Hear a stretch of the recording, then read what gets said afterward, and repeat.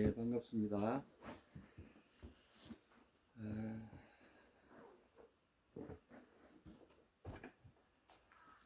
오늘 말씀은 누가복음 함께 보겠습니다.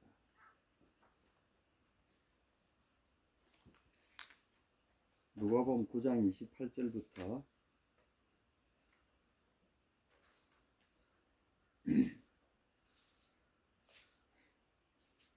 36절까지 함께 하겠습니다.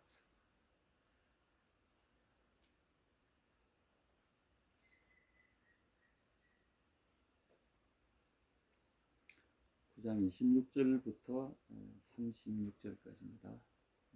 준비되셨으면 함께 읽겠습니다. 시작.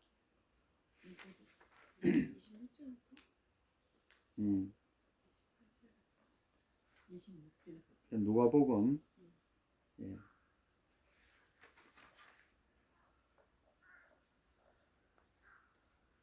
9장 28절부터 읽겠습니다. 시작. 이 말씀을 하신 후 8일쯤 되어 예수께서 베드로와 요한과 야고보를 데리시고 기도하시러 산에 올라가사 기도하실 때에 용모가 변화되고 그옷이 휘어져 용체가 나더라. 문득 두 사람이 예수와 함께 말하니 이는 모세와 엘리야라.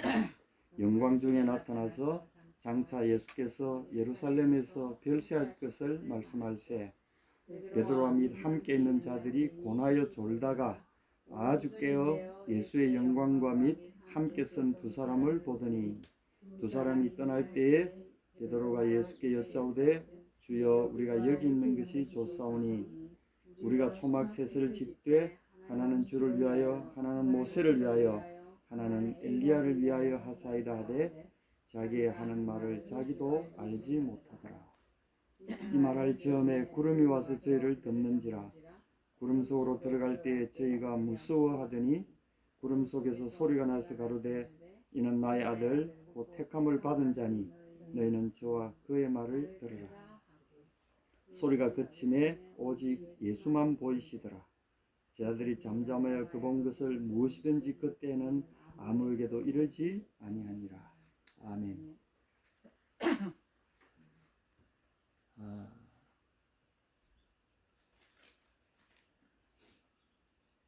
이 구절은 좀 신비한 구절이기도 합니다.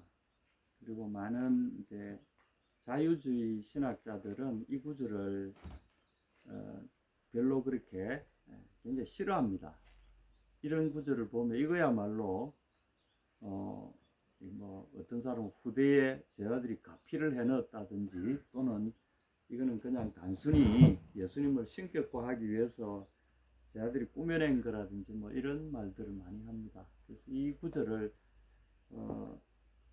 어떤 좀 심한 그 자유주의 입장을 취한 분들은 아예 그냥 성경에서 빼버리기도 하고 뭐 이런 분들이 많아요. 근데 사실은 이 구절은 예수님의 그 정체성과 예수님의 사역을 이해하는 데는 아주 핵심적인 구절이죠. 이것을 제자들이 어떤 만들어 쓰는 구절이 아니라는 것은 베드로 후서에 보면 베드로 그 전서 후서에 보면 베드로도 분명히 자기의 그 편지에서 이 장면을 언급하고 있어요.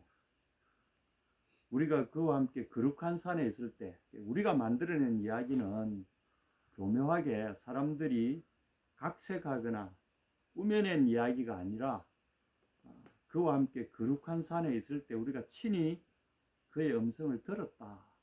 그리고 지금 오늘 읽었던 이 장면을 베드로는 한 번 더 설명하고 있어요. 그만큼 이 장면은 꾸며낸 것이 아니라 실제로 일어났던 것이고 또 예수님의 사역의 중추가 되는 그런 장면이기도 합니다. 그러면 이제 흔히 우리가 이 구절을 변화산의 뭐 기적이라고 그렇게 이야기를 합니다. 그리고 예수님 기도할 때 갑자기 옷이 막 하얗게 변했다가 그리고 베드로가 뭐 무슨 말 정신도 못 차린 말을 해가지고 초막셋을 지어서 막 한 사람은 주님을 그 다음에 모세를 엘리야를 막 이제 그런 말을 했다. 이제 그것만 우리는 기억하고 있는데 오늘 이 구절을 자세히 살펴보게 되면 예수님이 왜 제자들에게 이 장면을 보여주셨을까? 이게 하나 계시의 중요한 형태 중에 하나입니다. 예수님은 아무 말씀도 안 하셨잖아요. 그런데 갑자기 예수님은 기도하시는 행위밖에 하신 게 없는데 거기에서 아주 놀랄만한 이런 현상들이 일어났죠. 거기에 엘리야와 모세가 이미 돌아가신 지 오래된 분들이잖아요.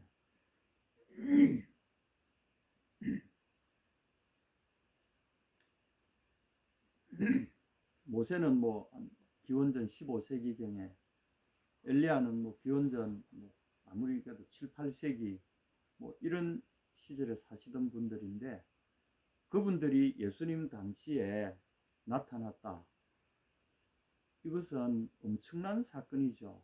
그리고 어떤 일반적인 세상 어떤 물리학적인 지식을 가지고는 뭐 이해할 수가 없는, 거기다가 구름 속에서 갑자기 구름이 몰려오더니 구름 속에서 또 이런 놀라운 음성이 들려왔다. 이제 이런 것들은 우리의 세계관을 뒤바꾸기도 할 만큼 놀라운 어떤 기록들이긴 합니다. 그러나 이런 모든 놀라운 일들 중에서도 우리가 주목해야 될 것은 예수님 왜 이렇게 하셨을까? 예수님을 둘러싸고 일어난 이런 일들이 어떤 의미를 가지고 있을까? 이제 그걸 우리가 살펴볼 수 있어야 되겠습니다. 28절에 보시게 되면 28절 이전에 27절에 이래 되어 있습니다. 내가 참으로 너에게 이르노니 여기 섰는 사람 중에 죽기 전에 하나님의 나라를 볼 자들도 있느니라. 이 말씀을 하신 후 8일쯤 되어 예수께서 베드로와 요한과 야고보를 데리시고 기도하시러 산에 올라가셨다. 이건 출애굽기 24장에 있는 출애굽기 24장 1절 2절 그 다음에 9절 12절에 나오는 이 장면하고 좀 흡사합니다. 출애굽기에서 이 장면은 어떻게 나오는가 하면 모세가 70장로들과 함께 쭉 데리고 가다가 그 다음에 모세가 아론과 나답과 아비후를 데리고 역시 하나님의 산으로 기도하러 올라가는 장면이 거기에 나옵니다. 한번 보시겠습니까? 출애굽기 24장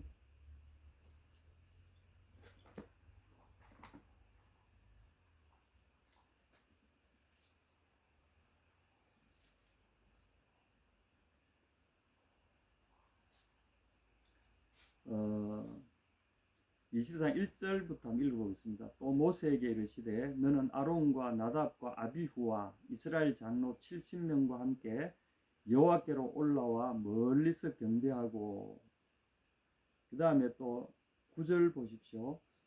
모세와 아론과 나답과 아비후와 이스라엘 장로 70인이 올라가서 이스라엘의 하나님을 보니 그의 발 아래에는 청옥을 편듯하고 하늘같이 청명하더라. 하나님이 이스라엘 자손들의 존귀한 자들에게 손을 대지 아니하셨고 그들은 하나님을 뵙고 먹고 마셨더라. 이제 시내산에서 있었던 일이죠. 여기에 모세가 이제 끝까지 데리고 간 3인이 있습니다. 아론과 나답과 아비후와 아론의 두 아들들과 아론을 데리고 갔죠. 이 세 사람을 데리고 간 걸 보면 예수님과 함께한 사람도 보면 여기서는 이 세 사람입니다. 누구죠? 오늘 나온 베드로와 요한과 야고보. 요한과 야고보는 형제죠. 그리고 베드로, 이렇게 세 사람을 데리고 가셨어요. 이게 인적 구성도 보면 좀 흡사하지 않습니까? 여기서 우리가 행간을 읽을 수 있어야 되는데 예수님은 이 성부 하나님을 만나시러 모세가 시내산에 올라간 것처럼 여기서도 예수님은 이 변화산이 무슨 산인지 알 수가 없어요. 산 이름을 기록해 놓고 있지 않아서 아마 이스라엘에 있는 어떤 산으로 무슨 너보산 또는 북쪽에 있는 헬몬산 또는 이제 여러 가지 남쪽에 있는 모세가 올랐던 시내산 우리는 알 수 없어요. 그러나 아마 예루살렘과 그 예수님의 주 사역지였던 갈릴리, 유대 갈릴리 아마 그 인근에 있던 산으로 본다면 거기는 하여튼 뭐 다양한 높이의 구릉지도 있었고 하기 때문에 그 중에 하나였을 거로 추측은 합니다. 그러나 산 이름이 중요한 게 아니고 예수님이 아무도 없는 일반인들이 오지 못하는 곳에 예수님이 제자 세 사람과 함께 가셨다는 것은 모세의 이 시내산에서 올라가던 장면을 연상시킨다는 것은 우리에게 어떤 시사하는 바가 있다는 거죠. 그래서 이 모세는 이스라엘을 이끌고 가서 하나님 앞에 이스라엘을 보여드리고 있는 거죠. 마치 장가간 자식이 자기 자식들을 데리고 이제 할아버지께 그 손주를 구경시키듯이 이스라엘 백성을 하나님 앞에 데려오는 것과 같습니다. 이런 분위기 속에서 예수님이 기도하기 시작하셨어요. 이 기도의 행위는 모세가 그 사람들을 이스라엘의 대표 장로 70인과 아론과 나답과 아비후를 데리고 갔을 때 주님 말씀하십니다. 이 사람들이 멀리서 데리고는 오되 어느 일정 거리까지만 데려오고 그 다음부터는 너만 내 앞에 나와라. 내 바로 옆에는 너만 와라. 이렇게 하셨잖아요. 예수님은 그들을 변화산에 같이 데리고 가셨는데 거기 앉혀놓으시고 예수님은 약간 떨어진 곳에 가셔가지고 홀로 기도하고 계셨어요. 기도하는 순간에 모든 일이 벌어졌잖아요. 이 장면은 또 예수님이 잡히시던 날 밤에 잡히시기 전에 만찬 후에 겟세마네에서 기도하신 장면하고도 흡사합니다. 역시 똑같습니다. 다른 제자들하고 다 기드론 시내로 가셔가지고 겟세마네라고 하는 기도하는 동산으로 베드로와 역시 이 세 사람을 데리고 들어가셨어요. 그리고 일반 제자들은 너희들은 여기 앉아 있어라, 여기서 깨어 있어라 이렇게 하시고 제자들 셋만 데리고 좀 더 깊은 곳으로 가셨잖아요. 그리고 세 사람을 거기 앉아 있어서 기도하라, 깨어 있어서 기도하라 해놓으시고는 돌 던질 만한 거리로 조금 더 올라가시잖아요. 조금 더 들어가셔서 홀로 기도하기 시작하셨다. 이제 그 장면과도 역시 겹치는 장면입니다. 이것은 예수님이 아주 의도적인 행위라는 것을 우리가 분명히 알 수 있죠. 그냥 뭐 이렇게 한 게 아니고. 근데 왜 두 장면이 똑같이 기도하셨을까? 이것은 하나님의 지성소에 들어가시는 대제사장의 그 모습을 보이는 거죠. 이곳은 대제사장이신 예수께서 하나님의 지성소에 들어가시는 그 모습을 우리에게 보여주는 거죠. 여기는 하나님의 지성소죠. 제자들이 머무른 그곳은 성소가 되고요. 예수님이 조금 더 들어가서 돌 던질 만한 곳으로 가서 기도하신 그곳은 지성소가 되는 거죠. 이 구조를 여기에 그대로 가지고 있는 거죠. 제자들을 따로 머물러서 제자들 11명 중에 그죠? 11명 중에 8명은 이쪽에 있으라 그러고 조금 더 안쪽으로 세 제자를 데리고 간 그곳은 일반 제사장이 들어가는 성소에 해당하고요.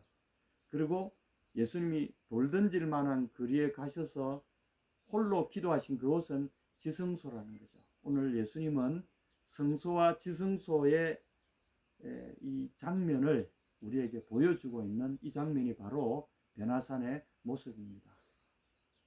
여기서 우리가 하나 알 수 있는 것은 성소 또는 지성소 이런 개념들은 건물로 되어진 게 아니라는 거죠. 예수님이 계신 그곳이 지성소가 되고요. 예수님을 모신 사람들이 있는 그곳이 성소가 되고요. 이런 개념인 거죠. 그러므로 요즘처럼 이렇게 막 건물이 성전이라는 막 이런 이름 하에서 무슨 제1성전, 2성전 막 이런 식으로 이제 예배 드리는 건물을 성소라고 말하는데 물론 뭐 아예 틀린 말은 아니지만 엄밀하게 말하면 하나님이 가지신 그 성전, 성소라는 개념은 그게 아니라 그분이 계신 곳이라는 원래의 의미를 우리에게 가르치고 계신 거라고 봅니다. 그분이 계신 거고. 그래서 그분이 기도하실 때 그곳에 하나님의 임재와 그분의 나라의 모습이 이제 본 모습이 드러나게 되는 거죠. 기도하실 때 세상의 모습이 사라지고 그분의 본래의 어떠하신 본래의 아이덴티티가 그분의 정체가 기도하시는 그 순간에 드러나기 시작하는 거죠. 이게 예수님의 정체입니다. 대제사장이시고 하나님과 동등하신 분이고 영광의 광채시고 그 형체의 본체이신 그분이 그곳에 앉아 계신 걸 제자들은 거기서 목도하게 되는 거죠. 완전 얼어붙게 되는 거죠.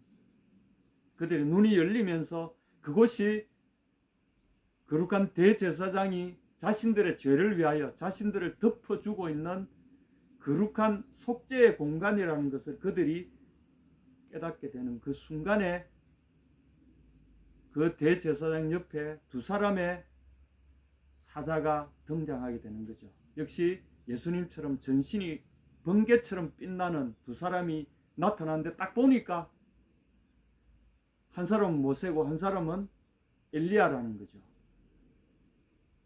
여러분은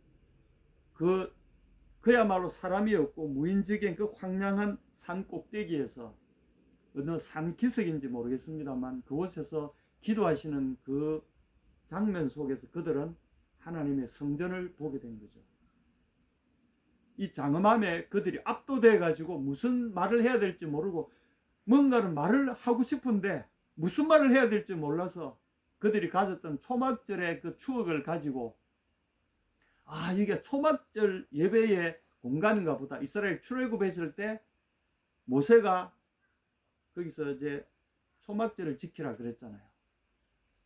그래서 이제 우리도 보면 왜 그 보름 달집 태우기 하는 식으로 저도 어릴 때 아버님이 뒷동산에다가 요만한 이제 초막을 하나 지어놓고 거다가 솔갈비 같은 걸로 잔뜩 넣어서 불 지르면서 또 축복이 오기를 막 어릴 때 그런 추억들이 있습니다. 그런 조그만 초막들을 지어놓고 아마 종려가지로 이렇게 얼기설기 해가지고 그들이 광야에 있던 날들을 기억하도록 그렇게 초막절을 기억하라고 출애굽한 사실을 기억하라고 아마 초막절 추억을 또 그 법을 만들어 줬잖아요. 모세가 그걸 떠올리고 지금 우리가 초막절을 기억해야 되는 이제 그런 걸로 생각한 거죠. 모세의 현현을 보고는 그들은 출애굽의 한 장면 속에 있는 것 같은 착각에 빠졌다는 거죠. 그러고 있는 사이에 갑자기 그들의 이야기 소리가 그들에게 들려왔습니다. 영광 중에 나타나서 장차 영광 중에 나타나서 영광 중에 보여져서 원문은 그렇습니다. 그들이 딱 보니까 이 영광이라는 건 이제 빛이죠. 독사 원래 이제 독사라는 말은 영광인데 그야말로 광채를 말합니다. 우리는 그냥 이 비물리적인 형이상학적인 그런 개념으로 이게 아니라 여기서는 이제 이 독사라고 하는 것은 빛을 가리키는 겁니다. 그러니까 세상에 이런 물리적인 빛이 아니라 또 다른 어떤 하나님의 임재를 상징하는 하나님으로부터 나오는 그 하나님의 빛, 그것을 특별히 성경에서는 이제 독사, 영광이라고 표현합니다. 일반 빛하고 다른, 그래서 예수님 몸에서 나는 빛이나 이 모세와 엘리야에서 나는 빛은 해가 주는 그런 빛이 아니라는 거죠. 이것은 하나님의 영광을 상징하는 하나님의 영광의 빛이 그들 속에 뿜어져 나오면서 이 사방 자체가 하나님의 영광으로 확 덮여있는 이런 상황입니다. 근데 가만히 보니 그들의 대화 소리가 그들에게 들립니다. 요건 이제 다른 복음서에는 나오지 않는데 성경에는 유일하게 요 예수님과 엘리야와 모세가 했던 대화의 내용이 딱 하나가 딱 소개되어 있습니다. 예수께서 장차 예루살렘에서 별세하실 것을 말씀하실세.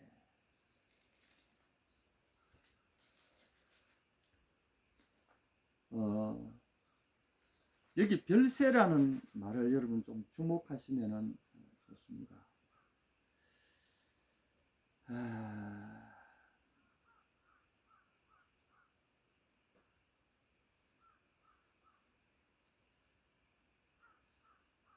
영어 성경에 보면 이제 departure라고 되어 있습니다. departure. 이별이란 뜻 또는 뭐 분리된다 이 말이죠. 떨어진다 또는 어떤 한 장소에서 다른 장소로 떠나간다. 근데 여기는 우리 한국 번역에는 별세로 해놨습니다. 그러니까 이제 이게 조금 오해가 있을 수 있는 거죠. 단순히 떠나간다 이런 말보다도 별세란 말은 뭐죠? 돌아가신다 이 말이죠. 그분의 죽음에 대해서 말씀하시더라. 이렇게 이제 오해할 수가 있다는 거죠. 이 성경의 원문에는 절대로 그렇게 되어 있지 않고요. 엑소도스라고 되어 있습니다. 엑소도스, 여러분 아시는 엑소도스 있잖아요. 영어의 엑스더스. 엑스더스라면 지난주에도 제가 말씀을 좀 드렸습니다만은 이게 이제 출애굽할 때 출애굽을 번역해 놓은 말이 엑소더스입니다. 그리스 말로 엑스라는 말을 뭐 안에서 바깥으로라는 전치사에 해당되는 호도스라는 길이라는 단어가 합쳐서 길 바깥으로 또는 나가는 길 뭐 이런 의미를 갖고 있죠. 그 왜 출구라는 말을 exit라고 하잖아요, 그죠? 영어로 뭐 그 같은 어원을 갖고 있습니다. 그래서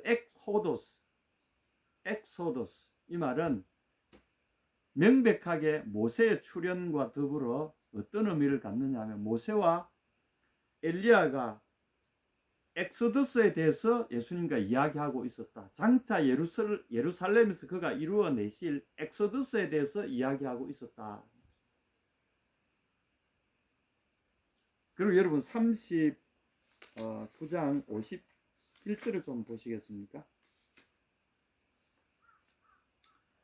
같은 장, 요 지금 사건이 벌어진 직후에 내려오셔서 예수님이 보이신 기록이 51절에 그대로 다시 기록되어 있습니다. 그럼 읽어주시겠습니까? 51절이죠. 예, 51절에 예수께서 승천하실 기약이 차감해 예루살렘을 향하여 올라가기로 굳게 결심하시고 예, 예수께서 승천하실 기약이 차감해 예루살렘으로 향하여 올라가시기로 굳게 결심하시고, 여기는 이제 얼굴을 예루살렘으로 향하셨다. 이렇게 이제 원문은 그렇습니다. 이게 내나 지금 별세한다는 말의 또 다른 형태라고 보시면 거의 정확합니다. 그러니까 예수님과 모세와 엘리야가 나눴던 이야기는 예루살렘에서 성천에 대한 거죠. 그리고 이 성천을 마가는 엑소도스라고 기록하고 있습니다. 물론 여기 51절의 성천은 그야말로 말 그대로 성천입니다. 이것은 이제 아날렘프시스라고 해서 아날레프시스라고 해서 위로 들어 올린다 이런 의미를 가진 말입니다. 위로 들어 올림을 받으실 것을 바라보시고 예루살렘으로 가시기를, 그래서 시선을 예루살렘으로 딱 고정하셨다. 요게 이제 원문의 뜻입니다. 그러니까 이 사건은 두 사건은 연결되어 있잖아요. 그럼 이 대화의 의미는 뭐냐면 우리가 아는 대로 명백하게 지금 예루살렘에서 죽으시고 그 다음에 당신이 승천하실 이제 그 사건을 두신 게 명백합니다. 그 사건이 도대체 그러면은 그냥 올라가시면 되는데 왜 이렇게 나타나서 이런 제자들에게 미리 보여주신 의미가 무엇일까? 그리고 여기서 갑자기 왜 엑소더스란 말이 나올까? 성천이 왜 우리에게 엑소더스라는 의미일까? 여러분 좀 잘 이렇게 갸우뚱하지 않습니까? 성천이 어떻게 엑소더스가 될 수 있느냐? 여기에 예수님의 사역에 중요한 포커스가 있습니다. 모세와 이 엘리야 두 사람은 땅에 무덤이 없는 사람들이에요. 모세는 우리 신명기 34장에 보면 너보산에서 또는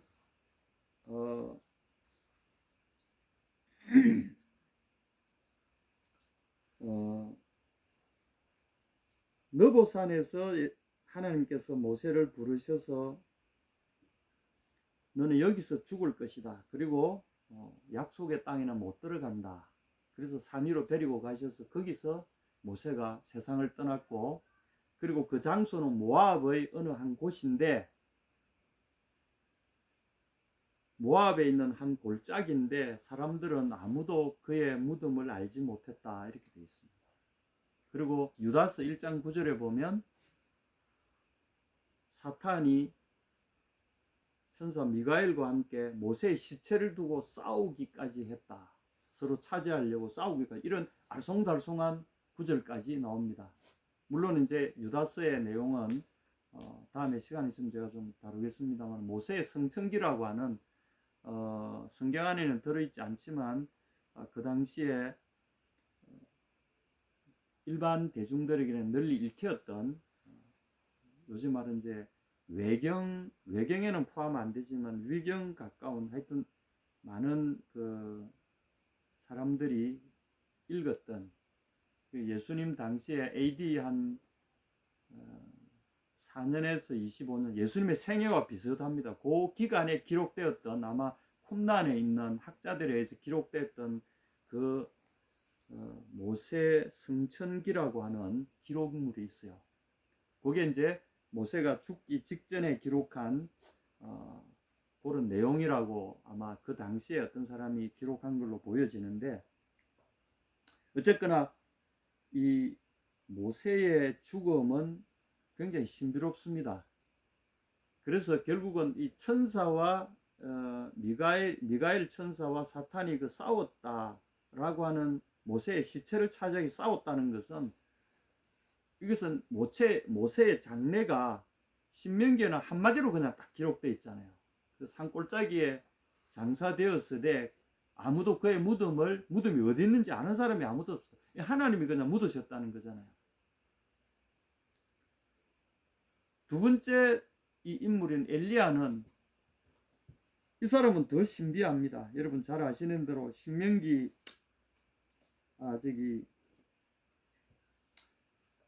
열왕기하 2장 11절에 보면 엘리야의 성천이 나오잖아요. 갑자기 엘리사와 엘리야가 같이 있는데 갑자기 하늘로부터 회리 바람이 확 내리치더니, 회오리 바람이 내려오더니 갑자기 엘리사의 눈에 보니까 불병거와 불말이 있고, 그 불수레에, 불병거에 엘리야가 올라타고는 회리 바람과 함께 하늘로 막 솟구치는 장면이 눈에 확 보였어요. 그리고 보니까 엘리야의 겉옷이 거기에 팍 떨어져 있고, 보면서 이 엘리사가 외칩니다. 내 아버지여, 내 아버지여, 이스라엘의 병거와 마병이여. 이러면서 막 탄식하는 그 장면이 나오는데, 회리바람 속에서 불병거를 타고 하늘로 사라진 사람이 이 엘리야잖아요. 그럼 이 두 사람의 공통점은 땅에 무덤이 없고요. 이들의 최후는 어떻게 됐을까요? 하늘로 올라갔다는 기록이 이 두 사람에게는, 모세는 하늘로 올라갔다는 말은 없지만 그 당시에 무덤이 없다든지 유다서의 기록들을 살펴보건대 역시 성천했다는, 모세 성천기라는 이 말들과 함께 전성어에 의하면 모세가 하나님이 땅에 무덤을 두지 않으시고 데려가셨다라고 하는 기록들이 거의 그 사람들에게 많이 인식되고 있습니다. 이 두 사람의 이 특징은 그들의 세상을 떠나는 장면이 범상치 않다는 거죠. 근데 예수님의 성천이 엘리야의 성천과 못지않게 이게 놀라운 장면을 연출해 실제로 우리 속에 일어났잖아요. 그래서 이들이 말하는 것은 그들의 이 별세하는, 세상을 떠나는 장면이 역시 예수님에게도 그런 식으로 세상을 떠날 것이다. 이게 엑소더스입니다. 그래서 물리적으로, 지리적으로 이집트라는 한 장소에서 가나안이라고 하는 새로운 어떤 장소로 옮겨가는 엑소더스를 우리는 기록을 통해서 알고 있지만, 지금 여기서 이야기하는 엑소더스는 전혀 새로운 형태의 엑소더스라는 거죠. 예수님이 우리에게 오셔서 행하실 일이 뭔가, 바로 이 엑소더스를 우리에게 제공하시겠다는 거죠. 예수님의 사역의 가장 핵심은 우리를 이 엑소더스의 주인공으로 모시기 위해서, 모세가 어떻게 했습니까? 벌써 그 가나안 땅으로 들어가는 길로 망명생활 40년을 통해서 하나님 미리 그 죽음의 땅으로 보내셔서 이스라엘 백성이 죽음의 땅을 통과할 수 있도록 길을 예비하도록 모세를 보내셨잖아요.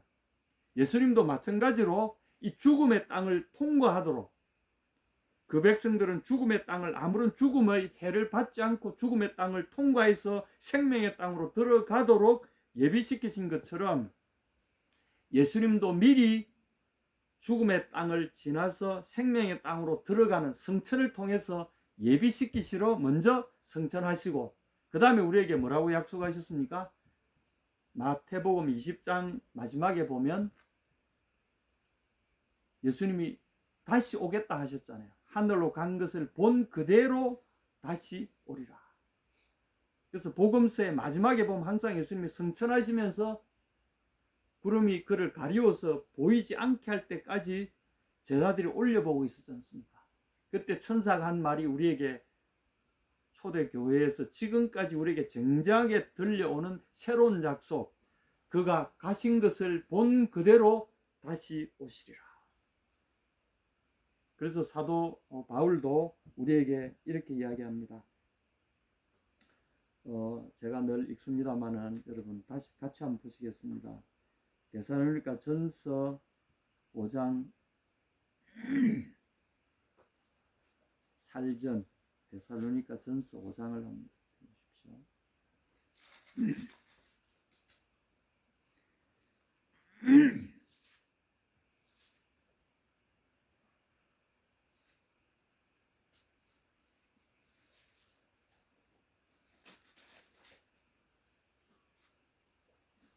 예, 찾으셨으면 데살로니가 전서 5장 13절부터 18절까지입니다. 예. 찾으셨습니까? 같이 한번 읽어볼까요? 시작. 형제들아, 자는 자들에 관하여는 너희가 알지 못함을 우리가 원하지 아니하노니 이는 소망 없는 다른 이와 같이 슬퍼하지 않게 하려 함이라. 우리가 예수께서 죽으셨다가 다시 살아나심을 믿을진대 이와 같이 예수 안에 자는 자들도 하나님이 그와 함께 데리고 오시리라. 예수 안에 자는 자들은 몸은 땅의 무덤 속에 있잖아요. 그러나 그들의 영은 예수님과 함께 있다는 거죠. 지금 현재. 그런데 우리가 주의 말씀으로 너에게 이것을 말하노니, 주님이 이렇게 말씀하셨다는 거죠. 주께서 강림하실 때까지 우리 살아남아 있는 자도 자는 자보다 결코 앞서지 못하리라. 주님이 강림하실 때가 되면 그들이 먼저 살아난다는 거죠. 주께서 호령과 천사장의 소리와 하나님의 나팔 소리로 친히 하늘로부터 강림하시리니 그리스도 안에서 죽은 자들이 먼저 일어나고 그 후에 우리 살아남은 자들도 그들과 함께 구름 속으로 끌어올려 공중에서 주를 영접하게 하시리니 그리하여 우리가 항상 주와 함께 있으리라. 이게 우리가 말하는 이제 휴거입니다. 이게 엑소더스예요. 이게 주님이 예비하신 엑소더스입니다. 그래서 지금은 먼저 이 길을 예비하러, 지난주에 말씀드린 것처럼 내가 너희를 위하여 있을 곳을 예비하러 가노니, 이것이 주님의 1차 엑소더스입니다. 오늘 이 모세와 엘리야가 함께 이야기하던 이 1차 엑소더스죠. 모세가 광야로 도피해가지고 광야로 나아가는 것처럼 예수님도 우리의 나아갈 길을 예비하기 위해서, 그리고 있을 영원한 처소를 예비하기 위해서 우선 가시는 1차 엑소더스입니다. 그리고 이 1차 엑소더스는 우리를 다시 그곳으로 데려가시기 위한 2차 엑소더스, 이것을 예비하시기 위함인 거고요. 2차 엑소더스는 바로 우리가 말하는 이 휴거 사건을 말하는 거죠. 그때는 주의 백성들, 자는 성도를 다 깨워서, 그리고 살아남아 있는 우리도, 우리 빌립보서 3장 20절에 기록된 대로 우리의 시민권은, 오직 우리의 시민권은 하늘에 있는지라. 그리로부터 구원하는 자 곧 주 예수 그리스도를 기다리노니 그가 우리 낮은 몸을 자기 영광의 몸의 형체와 같이 변케 하시리라. 그분이 오실 때는 우리의 이런 썩을 수밖에 없는 육체를, 우리의 존재를 당신의 영광의 몸의 형체와 같이 만물을 복종케 하실 수 있는 자의 권세로 당신의 영광의 몸과 같이 우리도 변화시켜 주신다. 이게 우리의 약속입니다. 그렇게 해서 우리의 소망이 여기에 달려 있는 거죠. 이게 주님 오실 때 우리도 그와 함께 공중으로 끌어올려, 공중에 어떻게 끌어올려집니까? 이 몸으로 끌어올려지는 게 아니라 순간에 변화한다는 거죠. 어떻게 변화합니까? 그리스도의 부활의 몸처럼 우리의 몸도 순간에 변화해서 그 영과 육이 완전히 하나가 되는 영원한 몸을 그때 우리가 입게 되는 거고요. 그 몸을 통해서 죽음의 세계를 그냥 지나가는 거죠. 마치 모세가 무덤 없이 하늘나라에 하나님 데려가셨듯이 엘리야가 무덤 없이 그 몸으로 하늘로 성천에 올라간 것처럼 우리 주님이 부활하신 다음에 영광의 몸으로 부활하신 것처럼 우리도 그렇게 된다는 거예요. 이것이 예수님이 땅에서 행하실 엑소더스입니다. 그리고 우리가 가진 교회가 항상 잊지 말고 계속해서 전하고 계속해서 기억하고 계속해서 소망해야 될 소식은 바로 이 엑소더스죠. 주님은 이를 위해서 우리에게 오셨고 그래서 우리는 그분을 소테르라고 부르는 겁니다. 우리를 구원하실 죽음의 세력과 그 죄의 권세와 죽음의 지배에서 우리를 완전히 해방시키실 소테르, 그분을 우리가 기다리시는 거죠. 그래서 우리의 소망이 여기에 있습니다. 여러분 오늘 이 말씀대로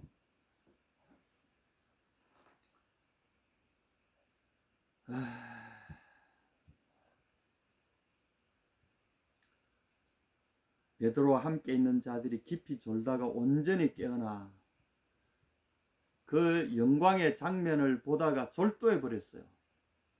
졸다가라고 표현했는데 졸도해 버린 거죠. 정신을 잃어버렸어요. 그러다가 다시 또 두 사람이 떠날 즈음에